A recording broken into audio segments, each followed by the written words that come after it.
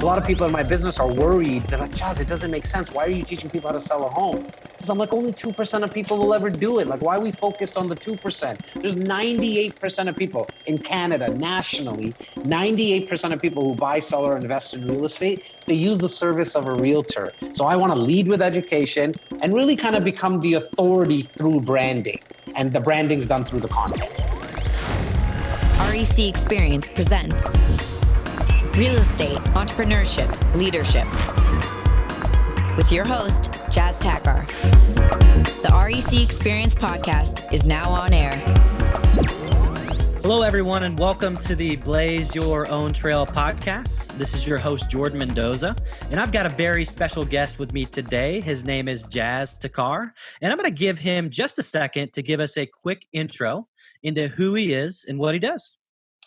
Thanks for having me on, Jordan. I really appreciate it, man. And thank you for putting out so much content and educating and leading and being a trailblazer yourself. And so thank you for that, my man. As you mentioned, my name is Jas Takhar. I'm from Toronto, Canada.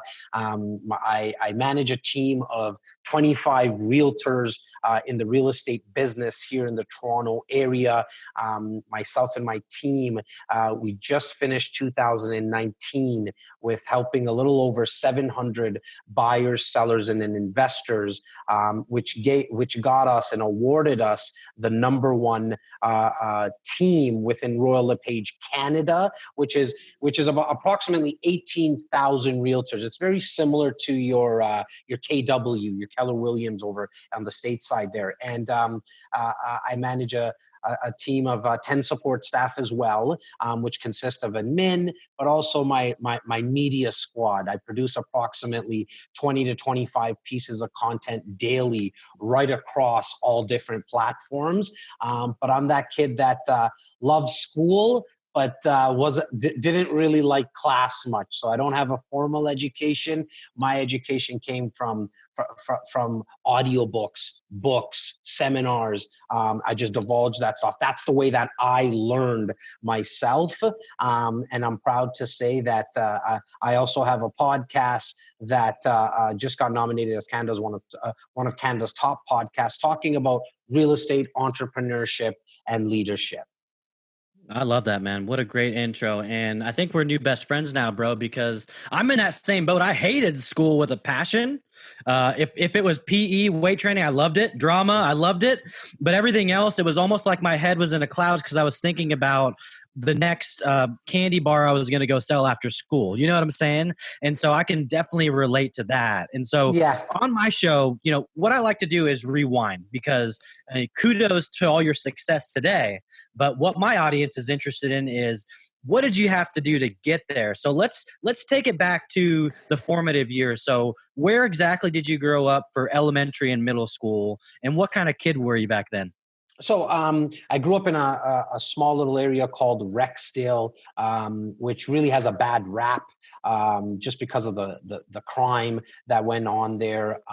But a lot of successful people came out of Rexdale. When you're dealing with tough times and you're in a tough environment, the strong, the cream always kind of rises to the top. In fact, Robert Hervacek, one of the Shark Tanks, is originally from Rexdale when he came into Canada. And my parents, my father was a taxi driver. My mother was a factory worker, household income of maybe like $45,000, $50,000. But they raised myself and my two older brothers. I have an older brother who's 5 years from me, apart from me, and my eldest is 10 years. And that's always a healthy reminder. I tell people that you're closer to the bottom than you are to the top when you have two older brothers, because they'll whip you into shape real quick. And but on the flip side of some of the physical battles we had was a lot of mentorship. And I'm very blessed to have had them in my life. Lots of love, but grew up in an immigrant family where buying clothes and sneakers and that wasn't something that was top of mind on my parents' mind. It was like, let's make sure that you get pizza day at school, so it's you don't look as bad around the kids that are getting it, or you don't feel as bad. Got into high school, man, and I knew right away, like, I can't wait to get out of this. Like, this is not the way I learn. I need extra time. Not that I had a learning disability. I was never diagnosed with anything like that, but I just felt it. I knew it, that I needed more time, and it was the subject. So you spoke about PE, for example. I got like high 90s in that. Everything else was 52, 53. Like, I was just passing, barely passing, because my passion wasn't there. My passion from a very young age, paper boy, then figured out that I could get some other routes and delegate them to my friends and take a little cut, because I was the guy who's kind of brokering the deal for them with the newspaper company. And it's always been sales and service, man. I'm proud to say I've been in sales and service for 25 years now. Yeah, and I've been in the same. When I was 14, I got a job. I grew up in Oregon, the Oregonian newspaper. A guy put an ad, and he was looking for, really, it was like eighth graders. And he drove us around, dropped us off in neighborhoods, and we had to knock on about 100 doors a day, trying to get people to sign up for the newspaper. And when I tell you that experience at 14 is still with me today. I mean, all the fundamentals of how to read people, how to relate to people, eye contact, how to handle adversity. When you're 14 and you get 100 freaking doors smacked in your face, you grow some tough skin real quick. Yeah, we are definitely kindred souls, man. Like you mentioned it earlier, but because I feel you. You took me back right away. Like, if you do have a 14-year-old, a 12-year-old now, I think that's one of the best places to get them to start, because they'll have to think on their feet, because before you knocked on that door, you were already starting to think. You remember, Jordan? Like, you're starting to think like, hey, what am I going to say? Where can I build some rapport? Okay, I see some flowers. I see a car. Like, you're looking around, because when they open that door, you're trying to build that rapport within the first 2, 3, 8 seconds, because we all know when you're in like sales, once you can build rapport, then the product or the service becomes kind of an aftermath. It's an afterthought. And it just becomes kind of like a byproduct. You generally will get that sale or service signed because you were able to build rapport on a different level. That's exactly it, man. And you hit it on the head. You look for flags. You would look for anything that would give you the upper hand when that door opened, right? And I mean, when you get people that are like I felt bad too, because it's like, you just woke up my kid. I was like, oh man, like that wasn't my intention at all. So like you said, you had to get good at thinking on your feet, because most of the time, and listen, I really think about this a lot, because I think that people tell us no because it's natural. If you think about when you were a kid, what happened when you were like 4 or 5 and the oven was hot? What'd your parents say? No, don't touch the stove, it's hot. When you wanted an extra piece of candy, no, you can't have candy, it's bedtime. No, you can't do this. No, you can't do that. So I think as humans, we're literally wired naturally to say no. Like, that's the first instinct as a human being, is to just say no.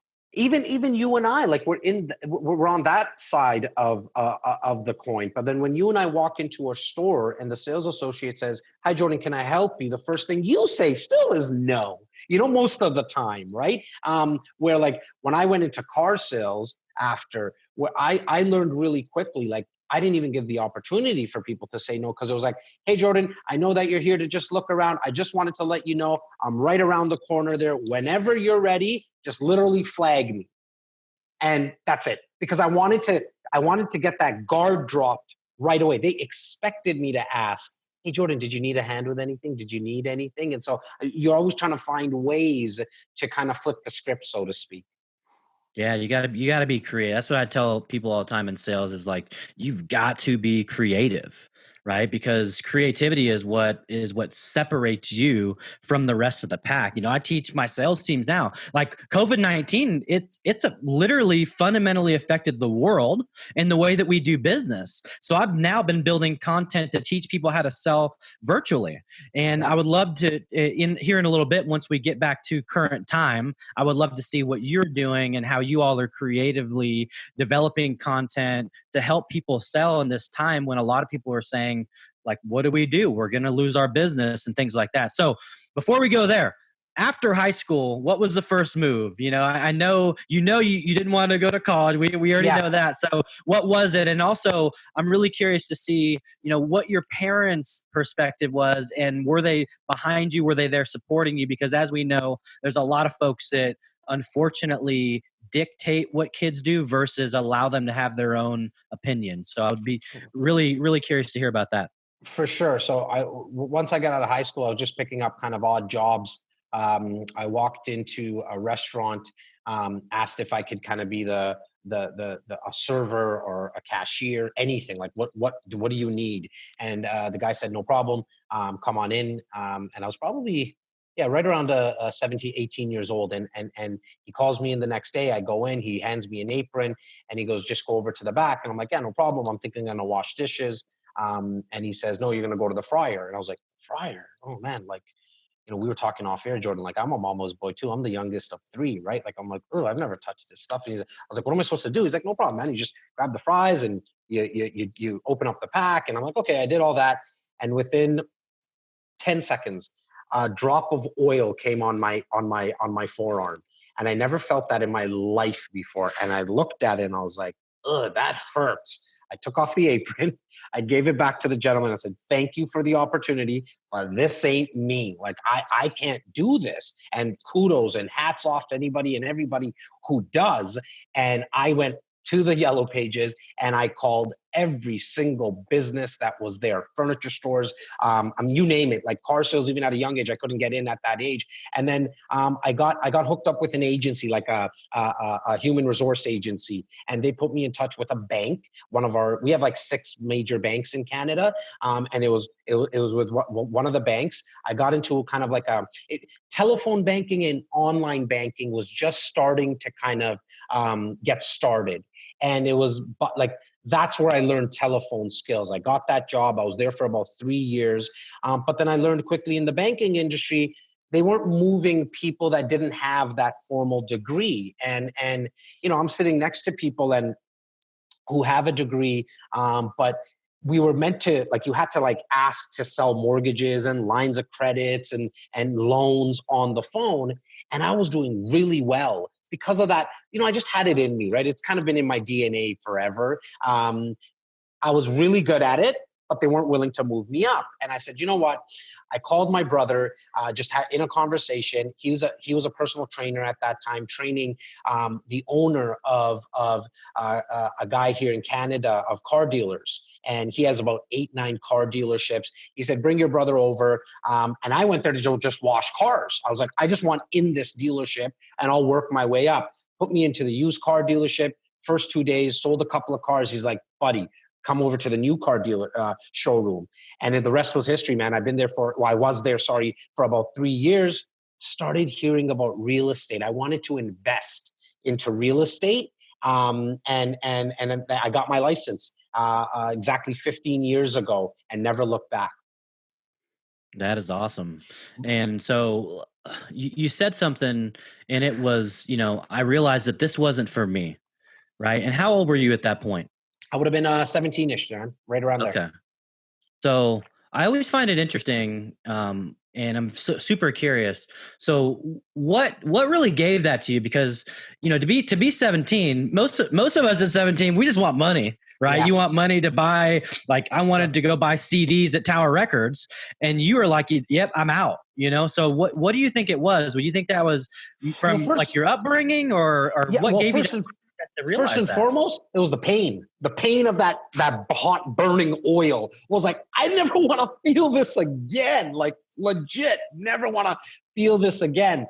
But I just had so much love and support from my family, my parents, my father, my mother, my 2 older brothers. My eldest brother has a degree. But my father never really put any pressure on me. He never really, I think he just realized, like, okay, man, this guy's the youngest.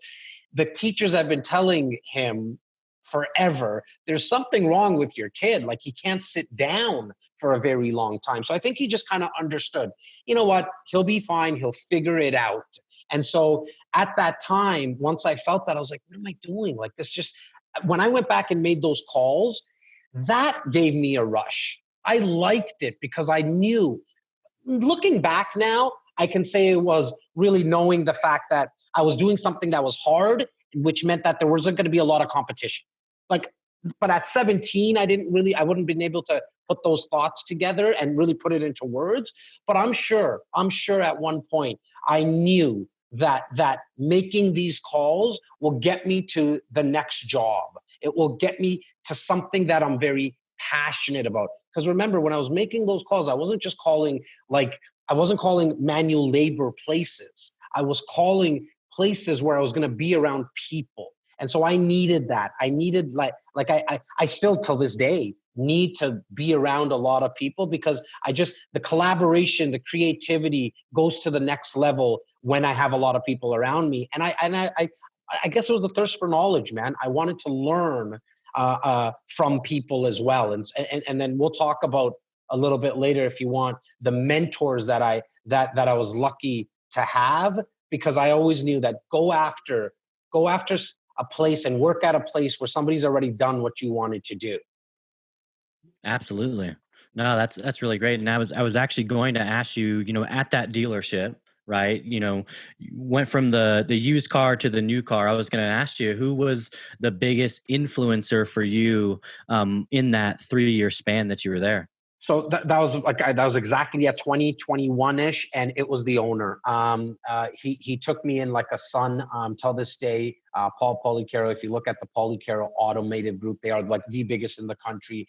But he took me under his wing.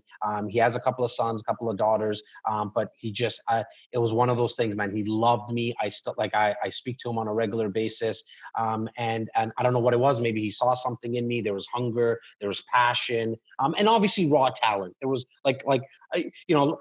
it wasn't just all the mentors. I had some raw talent, and I think he felt like maybe it was just a right time in his life where he felt like he could mold me as well now, and help in the molding of who I've become now. But it was definitely the owner. This guy, he taught me how to respect people. He taught me work ethic, hard work daily, consistently. He was already all his dealerships were number one in the country at that time, but he came in every single day like they were at the bottom. And to have that foresight on a daily basis, to see it, was something that I'll never forget. That's awesome. Yeah, he sounds like not just a mentor, but really like another father figure, right? And definitely, and that's super impactful, especially for someone that had his own kids. Yeah, and like my parents didn't have education either. Like my father has a grade 11 education from back home. My mother grade 4 education. My mom definitely is like a human calculator because she just dealt with all the finances at home. But from like a true formal education, my parents didn't have that, right? And so at that time, I never even thought about it, man. Like he definitely was like another father figure, because I spent so much time at the dealership. You're there 12 hours a day, 6 days a week, right? That's it. And you said something super interesting earlier, and I before I forget about it, you said that you think your dad just realized that college wasn't for you. Now, so I'm a father of 4. We talked about this off air, and I have 3 kids that are in 2 in elementary, one's a freshman in high school, and I get what he's talking about, because there's one of them I know is gonna go to college for sure. I know, she gets straight A's. You don't have to ask her to do homework. You know what I'm saying? You just know. And the other ones, I'm like, I don't know, but as long as they're happy, you know what I'm saying? So 100%. When you said that, that's exactly what I thought about, and I was like, I get your dad, man. I get it. Yeah, man, for sure. He just I mentioned he wasn't educated, taxi driver, but the one thing, no matter what he did, and he worked long hours, man, like 12 hours, 13, 14, 15 hours sometimes a day, because you can imagine you're a taxi driver, you got to drive around and you're waiting in line and all that. But the one thing he always did that I still remember, no matter what, every single night, he would come into my bed, give me a kiss, and kind of just whisper in our language, just like, I love you, every single night. And that stuck with me till this day, and he wasn't able to give me a lot from the perspective of education. We didn't really have conversations because he was always working, but never have I thought, oh my God, my dad didn't love me. No, he gave me the utmost love and support, because he was like, don't worry, you do what's going to make you happy. Just make sure that you work, like do something, work at something, keep on moving the needle. You'll find your place. I love that. And for the audience that's listening, that is the way, in my opinion, you should raise your kids, right? Because, there's too many folks out there, I think, that they put so much pressure on their kids to do things that their kids absolutely hate. Yeah. And then they end up growing up living a life that they've created for themselves based on something that they don't even enjoy. And to me, that's such a massive mistake. I actually think it's an insecurity from the parents' perspective, because they're concerned what their neighbors or their group, the society, the circle that they run in is going to say. Because if Jordan's kids are doing so well, and my kids are not now, so I'm going to try to push what I think success is, because it looks like Jordan's kids are successful and my kids are not. And so you start to push your own insecurities possibly on your kids. I see that a lot. It's very, very unfortunate, because as we were speaking off air, look, if it's a disservice if the world doesn't get to see all of Jordan's uniqueness or my kids' uniqueness or my uniqueness, because that's what we need in this world. We need leaders. We need people to hone in on what they're talented, like that raw talent, what they have as a raw talent. And once they become obsessed about daily work, I think that's when you see extraordinary people. That's where we get the Steve Jobs, we get the Bill Gates, we get the Kobe Bryants. And I know your listeners might not like that, so sorry. But you also get, you get the Jeff Bezos of the world, because they're living in their uniqueness. That's exactly it. And, we are in a keeping up with the Joneses society. And it's been like that I remember going to suburbia as a door-to-door salesman and seeing one basketball hoop at this house, 2 doors down, another who needs 6 basketball hoops in a cul-de-sac? They only got it because their neighbor had it. You know what I'm saying? So this is something that's been out there forever. Yeah, and look, it's so funny that you mentioned that, because in the town that I'm from, like Rexdale, we had one guy with a basketball net. But you know what that did? We all congregated around his house. He became the cool kid on the block. Still know him, still hang out with him. But we all played together. We were all together. Yeah, we got into fights with each other and all that. But you build some social thickness, you build some skin. You know what I mean? From those kind of interactions, you learn how to work together. You got to figure it out. You play 3-on-3. You got to learn how to make sure everybody's in the game. And so yeah, I see it now, man. I see it now. I'm in the real estate business. I see it all the time. Every other house has a hockey net in Canada. Every other house obviously does also have a basketball net, right? For what? And then you see the kids, there's nobody playing on them. That's exactly it. It's just a bunch of piles of metal, All right. Yeah. So 3 years at the dealership. Yeah. It had to be hard to leave. So let's talk about that a little bit, because here's this guy, father figure, invested so much in you, taught you lessons that I'm sure you're using today in your business. So what was that experience like, having to, because I'm sure it was you didn't want to disappoint him. So how was that conversation with him, letting him know you're going somewhere else? One of the worst days of my life. And I'll tell you, and it took me probably 15 times before I actually got into his office. And so what I mean by that is I would walk to his office and then I would walk back. And that happened at least 15 times, because I was like, how am I going to get these words out? What am I going to, I rehearsed it the night before. In the morning, I'm like, okay, I'm ready to, this is going to be easy. Man, it's Paul. He's my guy. No worries.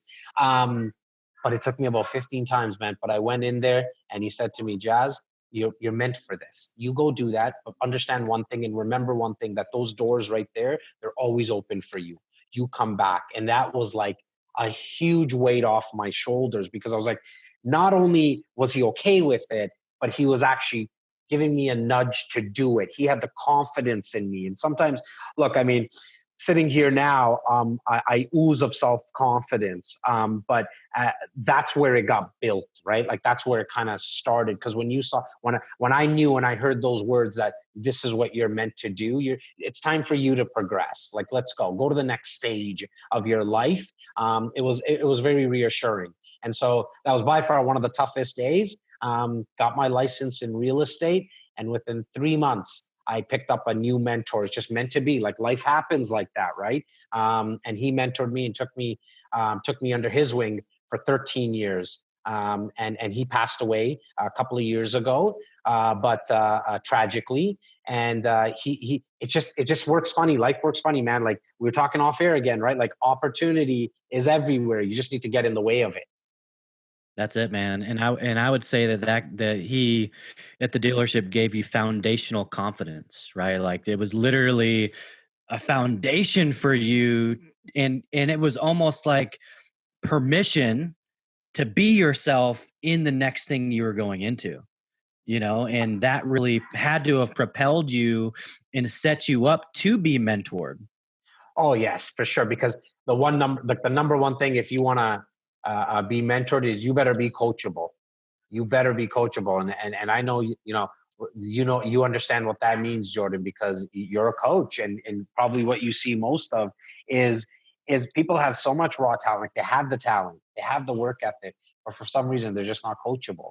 And it's like, oh, can't you understand, man? Like Tiger Woods has a coach, or had a coach, like Jordan had a coach. Phil Jackson was kind of his guy. Like, it's different when you're coachable and you have a coach. They're seeing you from the outside, and so they're seeing the swing happen a little bit different. They're hearing your conversations where you're not able to hear it for yourself, because it's tough to self-reflect sometimes, but you need to be coachable for sure.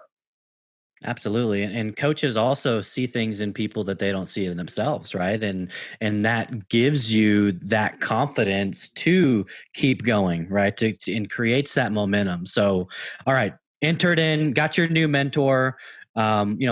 First off, so sorry for your loss. Whenever you lose anybody, I don't care how long it is, it's still impactful. So sorry to hear that you lost him. So what would you say is the best advice he gave you during the time that he mentored you before his tragic passing? 2 days before he passed away, we put on a lot of live events. And we were like wine and cheeses, networking events, just meeting people. He was the front. He was my business partner. He became my business partner while he was my mentor. And 2 days before he passes away, he's walking into front of the stage, and he looks over to me and he's like, Jas, like, it's your time now. Like, you should be doing this. And I look over at him and I laugh. I was like, where are you going? What do I have to worry about? Like, this is your role. You're up at the front of the stage. And then I handle all the kind of the lead flow. That was my role. He passes away, and that's that. Like, I knew, like, that I heard that voice and I was like, okay, it is my time. I was with him for 13 years. He gave me everything that he possibly could give me, in terms of teaching me the business, teaching me how to lead a team. It was my time. So just him saying, Jas, it's your turn now. You're ready for it. Same thing as Paul mentioned. It was like that second boost of confidence I needed. Yeah, man. And that's very serendipitous, right? That's just like, it was, again, the second time someone gave you permission to take the reins, and again, he didn't know he wouldn't be here 2 days later, and you didn't know he'd be gone, but like those words are so powerful, man. So powerful. And when you have people that are positive and speak things into you, there's just no limit to what the possibilities are. Especially somebody that I was with for such a long time. Like, this was he became a big brother to me, right? Like, he was like my third older brother. We went through a lot within that 13 years. We had some other partners that actually took us for a little over 650 grand. We've made all that back and much more. But we went through we were in the trenches together. But for him to say those words a couple of days before his passing, I knew, like, in fact, if he was still alive, chances are he would be on this podcast with you, because that was just his role. I never really was the guy in front of the camera. I was never the guy in the media. That wasn't what I did. Who knows? I mean, if he was here, we could have still been doing it together. Who knows? But I had to take this to the next level now. Like now we're a lot more global, like definitely more national than we ever been. But it was the foundation that he put into place. Awesome. Okay. So let's talk, in the days after his passing, what like in your head was, the first couple moves, right? So what were you thinking about and what did you do that really has led the groundwork for you guys, being that top agency in Canada?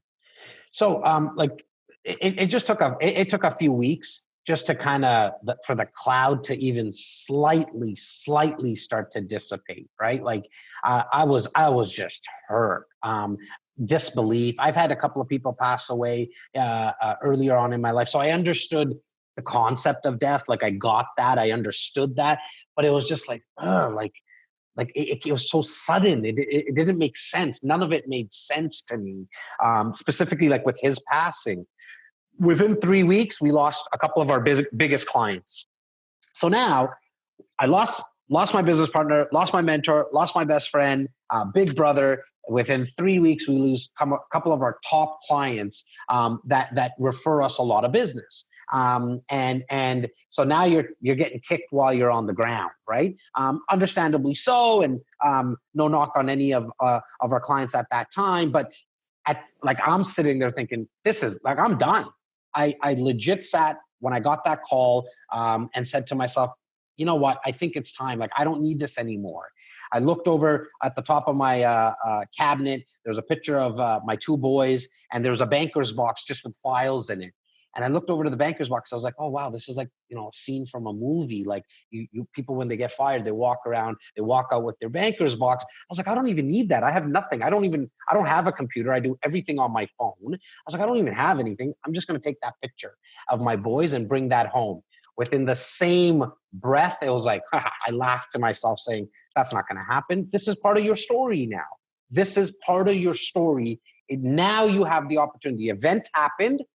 Now, whatever your response is what's going to determine the outcome. So I use a formula, which is event, E+R equals O. Event plus your response to it is what will determine the outcome. And I knew I was in the R right now. I was like, which way I respond will be my story. And from that day on, I've never looked back. And the first thing we did, the day after, I went to my team. I said, guys, look, I don't know how this is going to turn out and like when it's going to start to feel back, like we're going to get back to normal. But the one thing I know we need to do is get back to basics. And the basics of this business that we're in, which is in the real estate business, which is sales and service, is people. And we need to I need everyone here to just get me the files. Like I'm going right into the dirt and the micro of what we did that day, going back to basics. Just get me all the clients that we've ever done business with for the last 15 years. And I'm going to single-handedly call every single one of them. And that's what I did for the next month and a half. I didn't look for any new business. I called everyone that did business with us and said, Jordan, I'm still here. Thanks for doing business with us in the past. I want you to know I'm not closing up shop. And I'm going to continue this. And if you ever need any advice when it comes to buying, selling, or investing, I hope you reach out to us. And within 2.5 years, at that time, we were number 12 in the country, and we got to number 1, man. It was really going back to basics, which is just reaching out to people, meeting people, letting them know that you're open for business.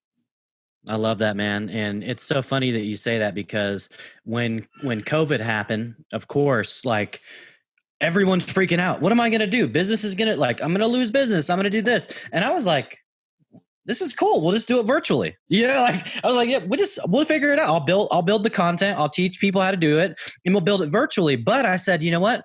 This is a perfect opportunity for us to reach out to our current residents and say, how can we help you? How can we serve you? How can we add value to you? Because guess where they're not going? Outside.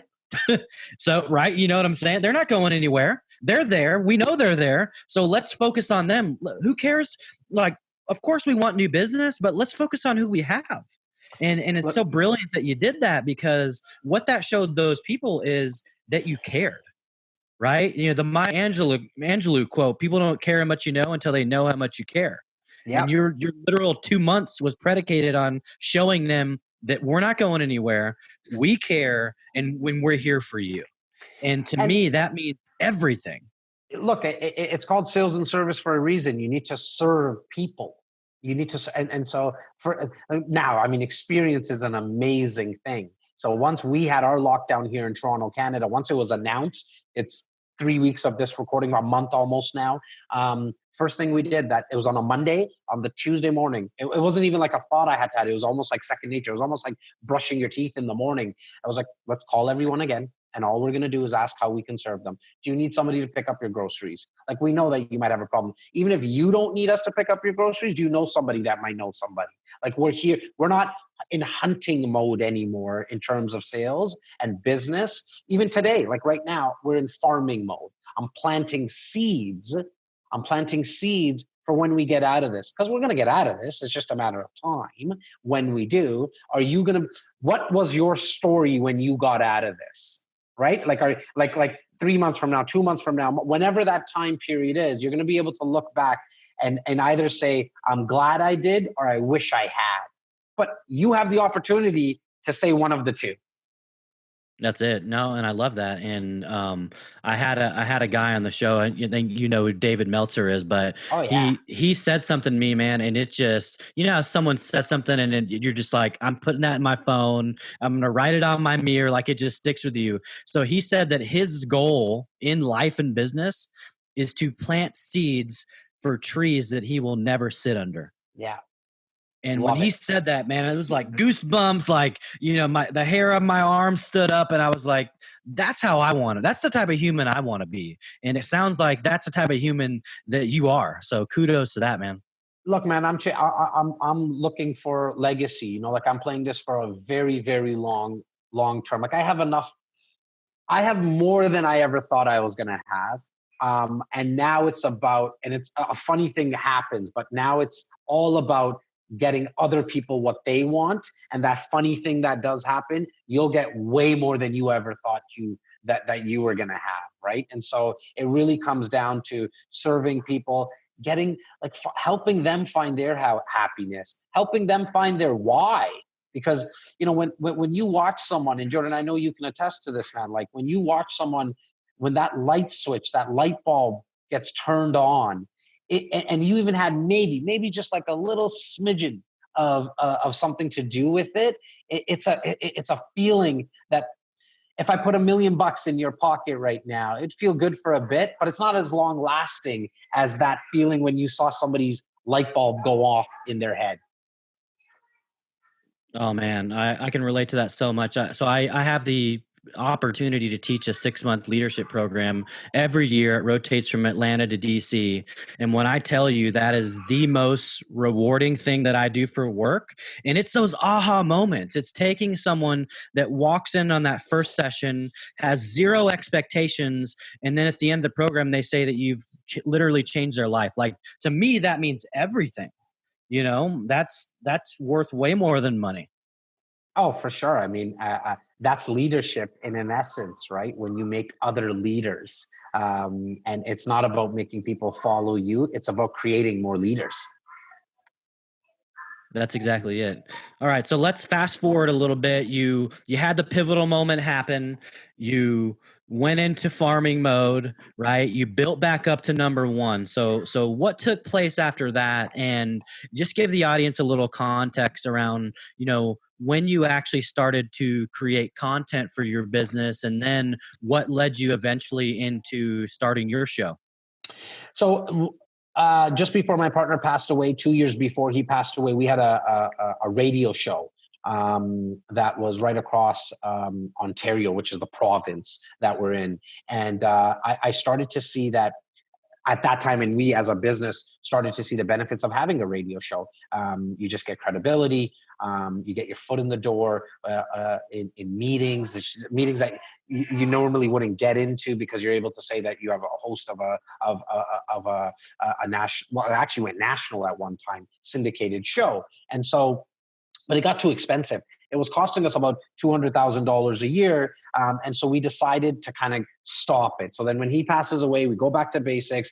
And I heard this word called podcast. I was like, oh, well, what the heck is a podcast? I've never heard this before. So I Google it, find out that you speak in a mic and you can distribute that. And that can go out to the world and it's free to set up. And all you really need from an equipment perspective is really a headset. I mean, we get a little fancier now with some nice mics, and I see what you have. My studio's built out like that at the office, but it all started for me anyways with a $75 mic that I picked up, and I was able to speak to the world about anything I wanted to. And I decided for it to be real estate entrepreneurship because I like speaking and learning from other entrepreneurs, the ups and downs, the struggles, the successes, and leaders. And because I didn't have that formal education, and the way that I learned was through books, audiobooks, as well as seminars, I wanted people to be flies on the wall of conversations I was already having with industry leaders. And so that's why I tag along like leadership, people in leadership for the show. It changed and really revolutionized our business. You put out content consistently and daily that's valuable. You will meet people you'll meet more people than you ever imagined, because now you're right across the world. And you and I were talking a little bit off air about the circle being so small when you're producing content. I got listeners in Australia, in Nigeria, like not people that I'm going to do any business with, but they're learning and they're returning listeners and viewers. And so it's nice to be touching people right across the world. Locally, we're becoming the authority. We really are becoming the authority. We don't sell, I don't sell on anything on the podcast. I lead off fully with education. In fact, I teach people how to buy their own home, teach them how to sell their own home, teach them how to invest on their own. Because I know 98% of people will use a service of a realtor. And if they liked the way that I produced, the way that I presented the content, they'll use me. And if they don't, that's okay. They can use their cousin Charlie. But I'm not looking for that. Like a lot of people in my business are worried. They're like, Jas, it doesn't make sense. Why are you teaching people how to sell a home?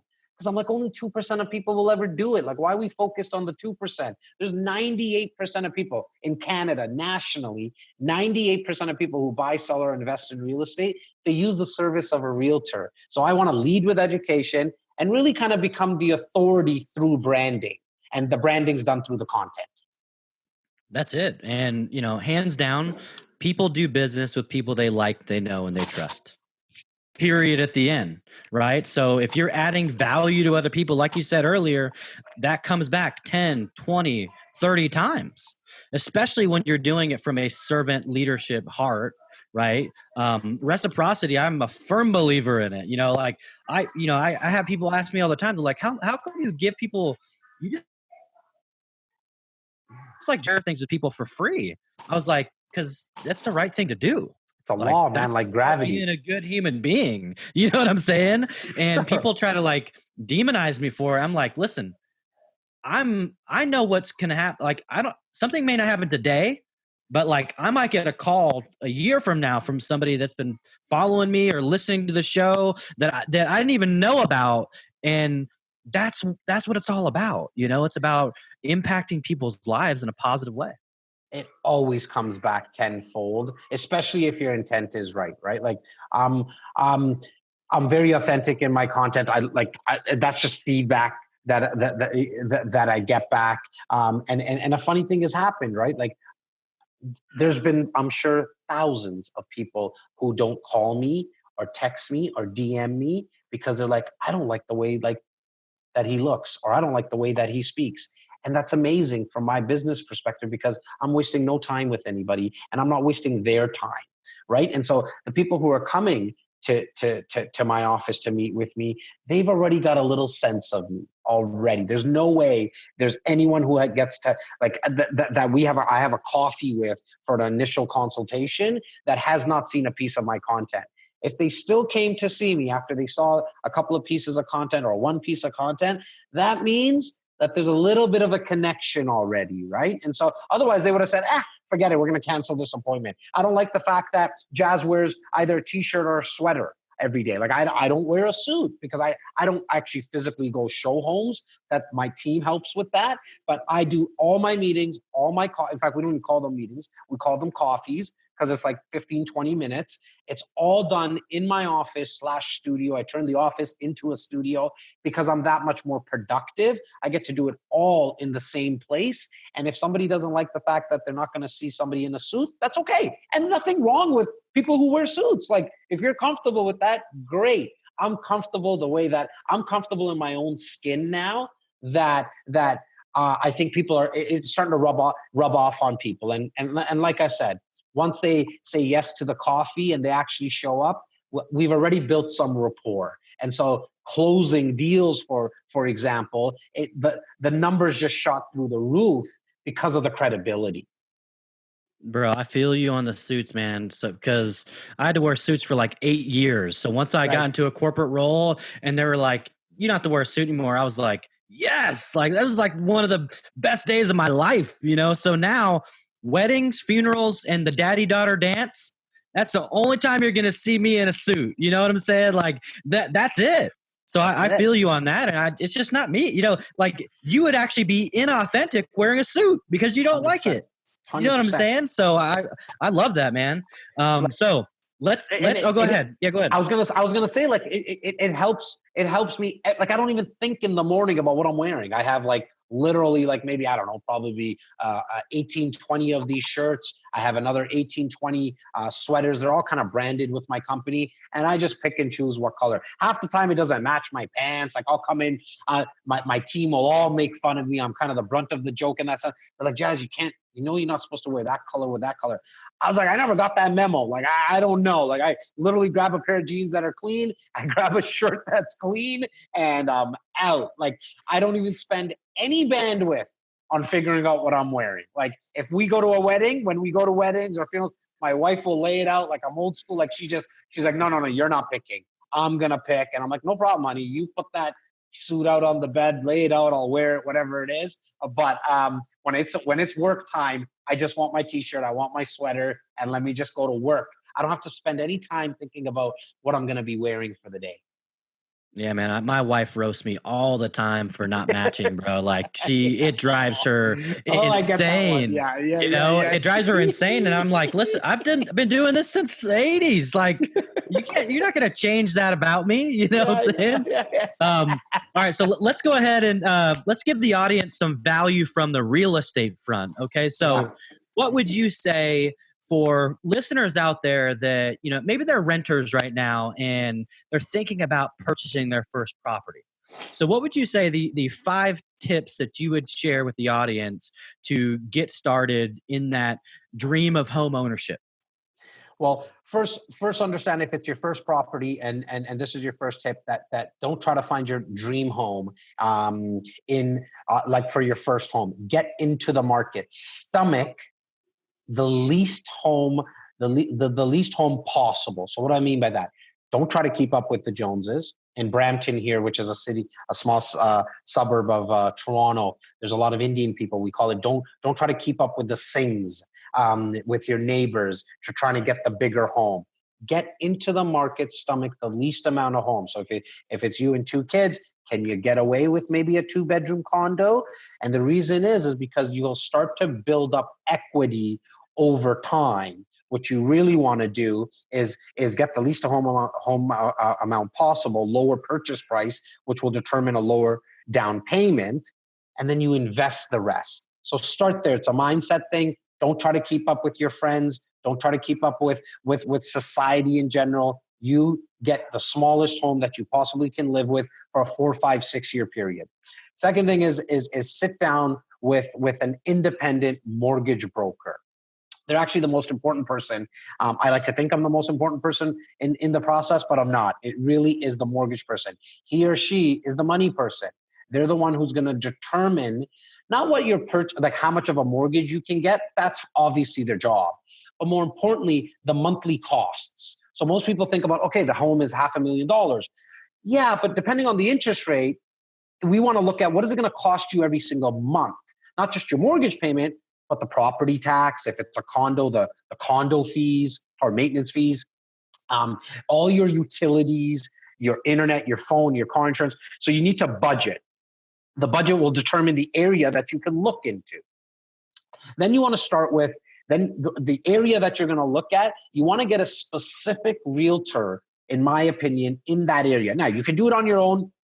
You can Google it. You can YouTube it. But it does, like here in Canada, it doesn't cost you to work with a realtor because their fee is paid by the seller of the home. So you're getting all the education, all the experience, the negotiations, which is the most important part, in my opinion, in the process, because they're going to be able to objectively do the negotiations for you. That you don't pay them a fee for all that. But when you're looking for a realtor, get a realtor in the specific area that you're looking for. Not just because, if you have a cousin Charlie that just got their real estate license or has been licensed for a very long time, but they work on the other side of the state or the province or the city, they're not going to know the intricacies of the market in that subdivision, in that area. Then you want to make sure that you get a lawyer involved right away. Because a lawyer, like a real estate lawyer, unlike a corporate lawyer or a criminal lawyer, you don't pay them by the amount of times you call them or you email them. It's a one-time fee. So you might as well get them involved really like way before you actually need them, because you can have them review the contracts that the independent mortgage broker gives you. You can have them review the contracts that the realtor gives you. So have that person really on part of your real estate all-star team, so to speak, ahead of schedule. And then I think the final tip I would give somebody is make sure that you start to consider how to build out an investment portfolio. And what I mean by that is lock down your first home, but always try to have in your mind, in the back of your mind, that you should at least get one income property. And the reason I say that is because, here in Canada, we have pension funds and pension plans, like when you turn 65. And so, and I know you guys have some sort of that kind of fund or pension plan in the States as well. But how do we know that's going to be around? Do not don't think that the government's always going to give us the handout at the end. Build it for yourself. And if you were to invest in an income property over 25 years, it's going to be paid off, and somebody else is going to pay it off for you because you're going to rent it out. So get that control for yourself and your own family. Don't leave it in anyone else's hands. I love that, man. Those are some awesome tips. And I know the audience, especially, future homeowners, are definitely going to enjoy that. So I appreciate you sharing. And this episode has definitely been great. So tell everybody about your show and where they can find it. And then also where people can get in touch with you, because, from what I've learned about you over the last 45 minutes to an hour is you are super down to earth.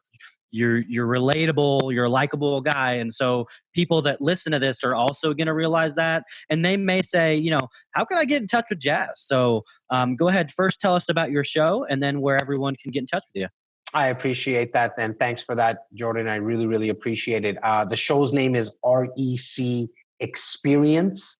You can find it on any podcast platform, or if you search it on YouTube, just search REC Experience. Really talk to all guys and gals in real estate, entrepreneurship, and leadership. To personally find me, I think you can pick kind of your own platform, and the easiest way to do that is to go to jastakhar.ca. That's JASTAKHAR.ca, JASTAKHAR.ca. You choose the platform. As I mentioned, I do 20 to 25 pieces of content daily through video, audio, and the written word. And you can kind of pick whatever you want and what you're comfortable, how you like to consume content. You can find it all on that page. Awesome, man. Well, you have definitely blazed your own trail. Congrats on all the success. But more importantly, congrats on being a great human being, right? And I know you're a father as well. And, somebody like you leading the organization you lead, I know they're in good hands because I know where your heart's at. And that's what's most impactful, man. So I really, really appreciate you taking the time out of your day. And I know we'll definitely stay connected and chat. And who knows, man, maybe I would come on your show at some point. I would love For it. sure. That'd be amazing. So, hey, everyone, that was Jas Takhar. Sorry for slaughtering your name at the beginning, but thanks so much for coming on, man.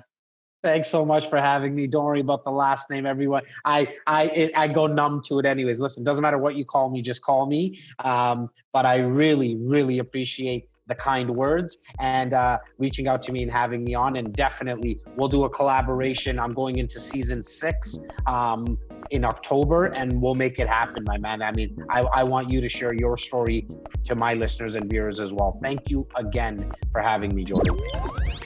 This has been the REC Experience Podcast with Jas Takhar, an REC Canada production. Hey guys, thanks so much for watching and listening. Please take a second right now to subscribe and follow us on whatever podcast platform you're watching or listening. It means the world to me. Thank you.